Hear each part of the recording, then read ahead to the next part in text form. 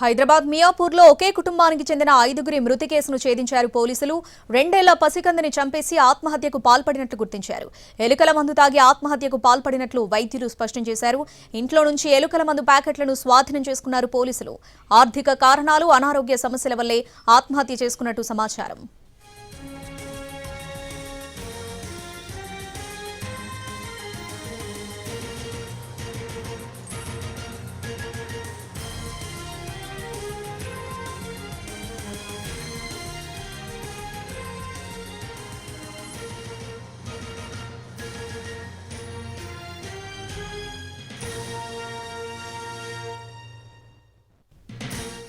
హైదరాబాద్ మియాపూర్లో ఒకే కుటుంబానికి చెందిన 5గురి మృతి కేసును ఛేదించారు పోలీసులు. 2 ఏళ్ల పసికందుని చంపేసి ఆత్మహత్యకు పాల్పడినట్టు గుర్తించారు.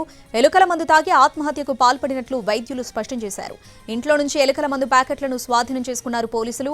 ఆర్థిక కారణాలు, అనారోగ్య సమస్యల వల్లే ఆత్మహత్య చేసుకున్నట్టు సమాచారం.